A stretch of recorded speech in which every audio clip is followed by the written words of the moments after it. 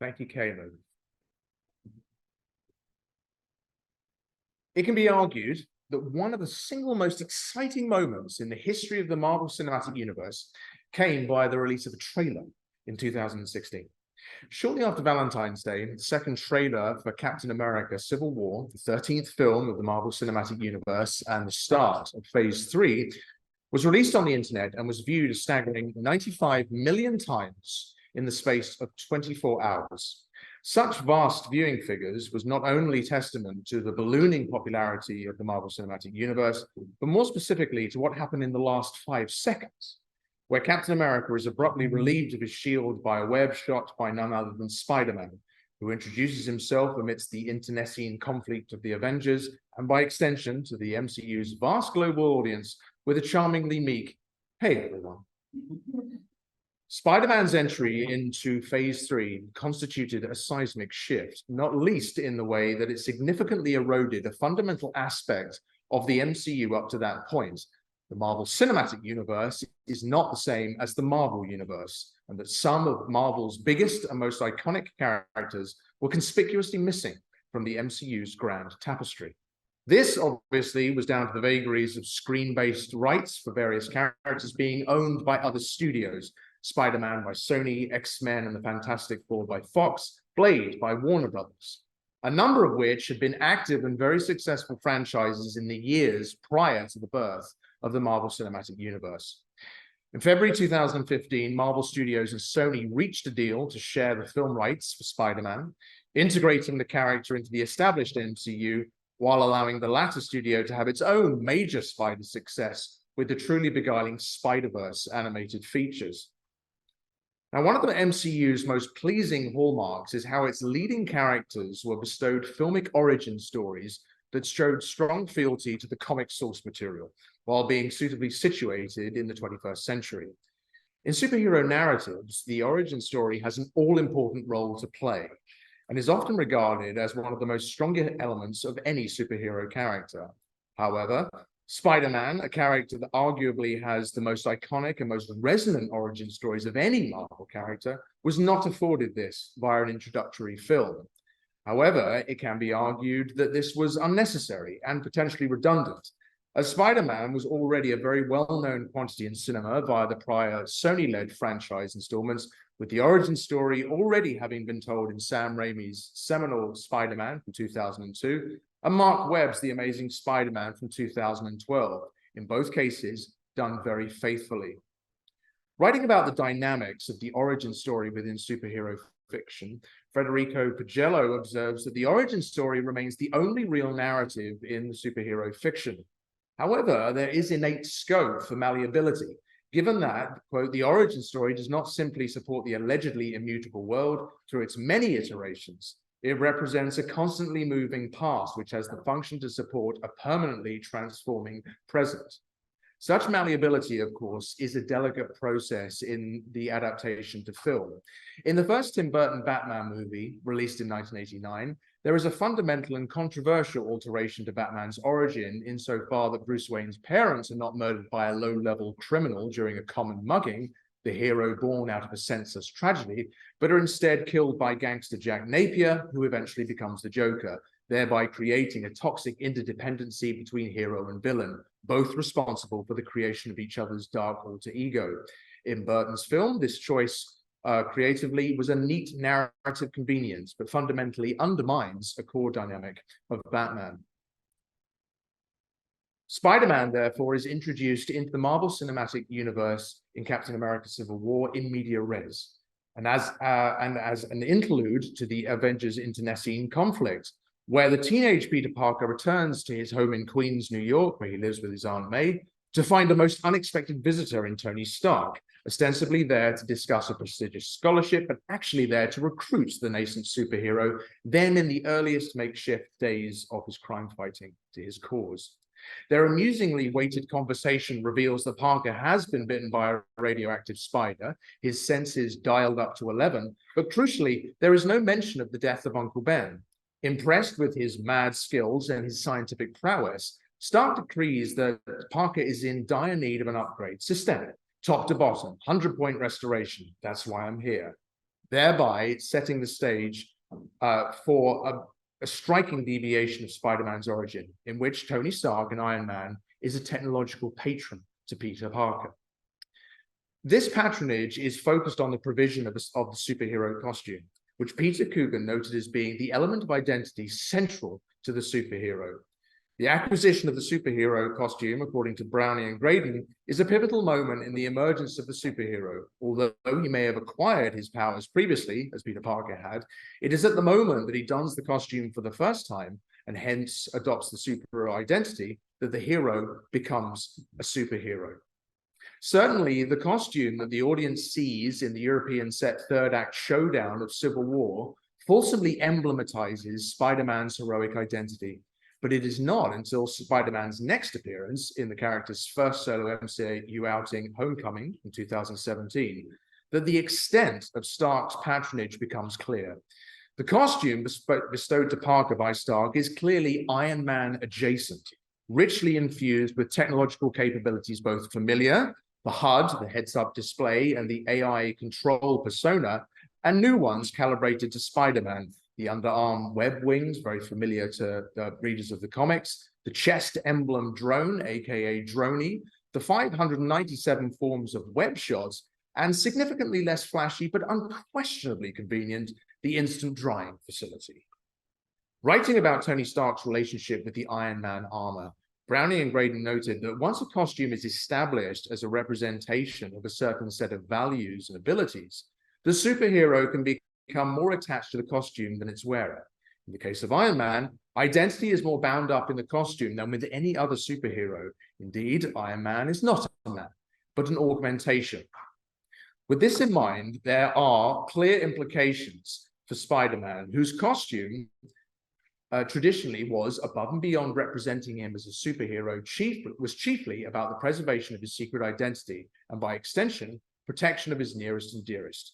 Unlike Tony Stark, Peter Parker is superpowered by dint of the radioactive spider bite, so the technological augmentations of the Stark-designed suit don't make him super, but instead ensure a gadget-rich brand of superhero action and, more pertinently, firm alignment with Stark. However, one aspect of the Stark suit poses an innate challenge for the young superhero, and it actually speaks to the MCU's more laissez-faire approach to a fundamental tenet of superhero conduct. In Homecoming, in a sequence where Spider-Man is clandestinely following Victor Toombs' henchman, the suit's AI, named Karen, engages enhanced reconnaissance mode, which allows Peter to hear the conversation occurring within a closed vehicle. Preparing to get closer, Karen suggests enhanced combat mode, which Peter excitedly agrees to because it clearly sounds cool, except instantly balking when Karen attempts to initiate instant kill mode, which turns his costume's white eyepieces into a malevolent red. If, as Richard Reynolds noted, the superhero's costume is a proclamation of individuality, the Stark suit subverts this by imprinting its designer's elastic morality onto the wearer. Indeed, in Avengers Endgame, despite having previously balked at the usage of his costume's fatal potential, he engages it swiftly when facing a marauding horde of Thanos' alien foot soldiers. The Iron Spider's costume's quartet of rear pincers frenziedly stabbing multiple assailants, albeit malevolent alien ones. It is notable, of course, that this is shown at a distance and in comparative shadow, so as to create a distance from the innate incongruity of this action. At the end of Homecoming, Stark offers Peter the nanotech Iron Spider armor, initially declined but abruptly taken up in Avengers Infinity War as a means for Tony to save Peter's life when he faces asphyxiation in space.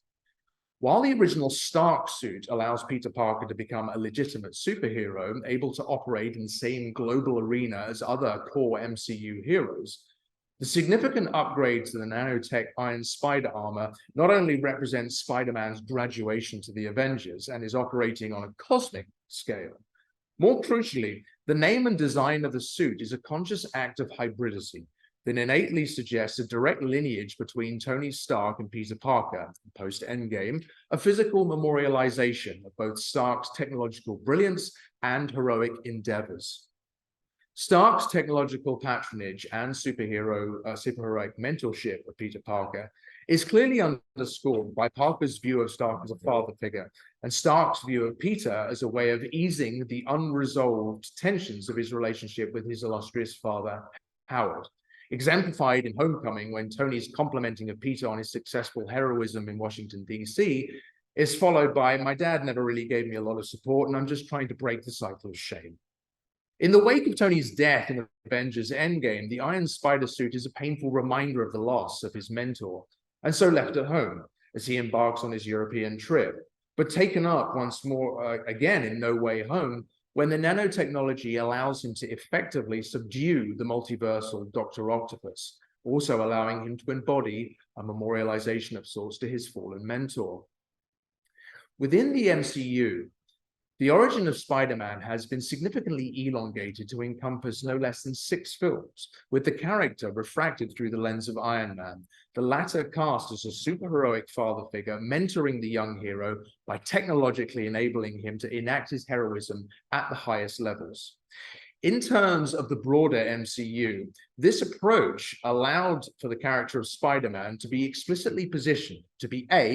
immediately and centrally placed amongst the front line of the MCU's card of superheroes, and therefore reflective of Spider-Man's central position in the outside Marvel universe in the comics and various other media.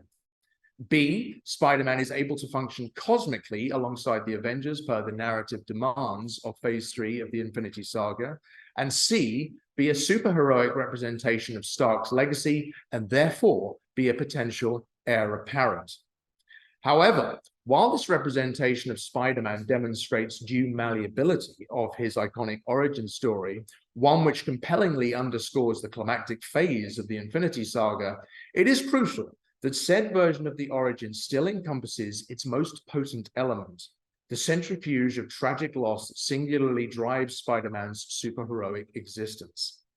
In Peter Parker's first meeting with Tony Stark in Civil War,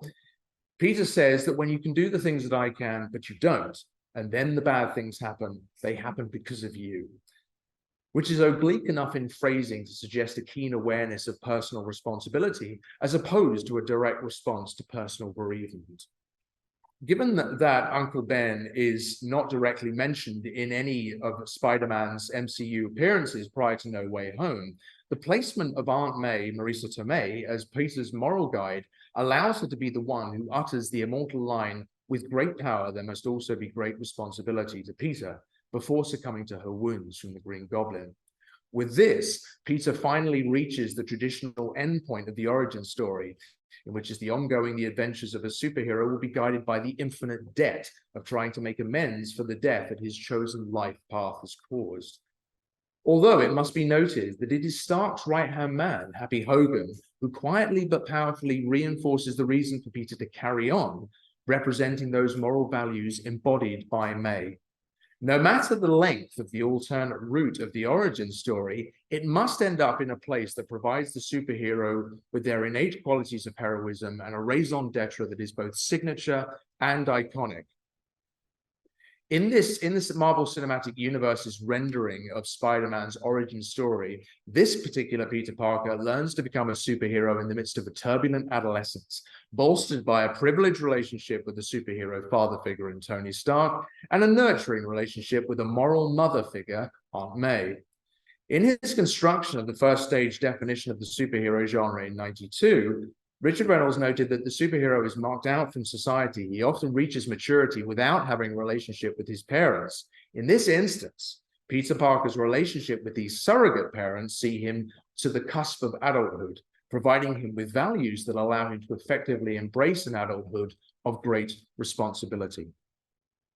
At the end of Spider-Man No Way Home in 2022, following both the hero's very costly victory and the seemingly ineradicable spell cast by Doctor Strange that reverses global knowledge of Spider-Man's secret identity,